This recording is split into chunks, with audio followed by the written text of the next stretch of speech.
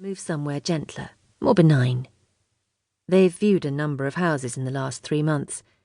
The estate agent's brief, rural, roomy, a doer-upper. But not one that Jessie felt could be called home. Until this moment, standing in Applecote Manor on a late January afternoon, feeling as if she's been filled with sunlight. It's in a right state, of course. They couldn't hope to afford a house like this otherwise. Evergreens are packed hard against the orangery's windows, threatening to break them and scatter the wooden window seat with poisonous berries, like beads. The stone flags on the floor undulate, rising in the centre of the room as if a creature might be pushing up from the earth. But Jessie is already imagining oranges dangling, blood-warm and heavy in the hand, the glass doors flung back to the euphoria of summer, the peal of girls' wild laughter. Her face soft, opening, Jessie tracks the paned glass as it climbs to its geometrical peak, a feat of Victorian engineering that promises tangy Mediterranean fruit in the English climate among the woolly pippins. Something about that optimism, control through enclosure, a sort of forced nurturing, whispers in her ear. Isn't she trying to do something similar, only with a family? Jessie glances at Bella, who is slumped on the window seat, pecking out a text on her mobile phone. A twist of 2 long legs and inky hair. Her 16-year-old stepdaughter is the striking spit of her dead mother, the first Mrs. Tucker. Sensing Jessie's questioning gaze, she lifts her pale aquiline face, narrows her eyes to glossy pupil-filled cracks, and answers it with a look of fierce refusal. Jessie's glad Will didn't catch it, that look. Hands stuffed boyishly into his coat pockets, her husband is gazing back into the shadows of the adjoining kitchen with a sweetly furrowed air of recalibration, struggling to square the rural dream, an urban male fantasy of chopping logs, foraging, probably sex outside, with the eerie sound of birds fluttering in cave-like chimneys, the sense of imprisoned pulpy damp, this terrifying, thrilling isolation.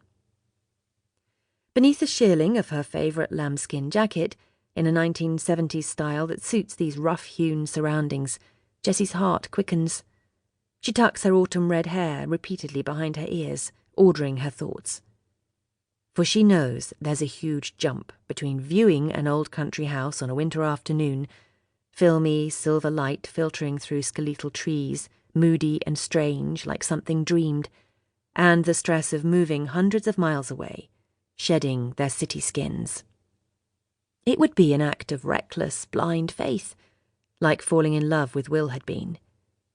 But the house simply feels right, as Will did from the start, and on a level that she can't explain, destined to be theirs. And really the scale of Applecote is perfect. They wouldn't be lost in it. Huge compared to their London semi, it's still a doll's house compared to the real old piles in the area. The name Manor is definitely pushing it. Only 2 rooms deep, the square footage is in the width, and it's rustic, rather than grand, with gnarled wood-wormed beams, walls that bulge as if breathing, no straight edges. A pelt of ivy covers the Cotswold stone exterior, the house not immediately visible from the road. Jessie likes this, the unshowiness, the way Applecote doesn't dominate the surrounding lush countryside, but settles into it, like an elegant elderly lady dozing in long grass.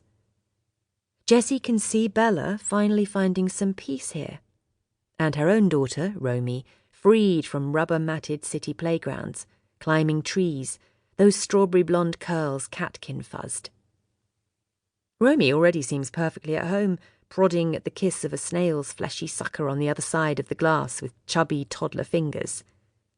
Jessie is sure her little girl will love the freedom of the countryside, just as she did as a kid, all those secret nooks of childhood, tiny worlds invisible to grown-up eyes. When the snail foams forward, Romy giggles and looks up. Jessie sees her own pixie-pretty features miniaturized, her family's Irish teal-blue copper-lashed eyes, Will's full mouth. She grins back, Romy's delight her own. Their relationship is still porous, umbilical, the opposite of the one with Bella, which seems to be fortressed by a wall just as thick as Applecote's.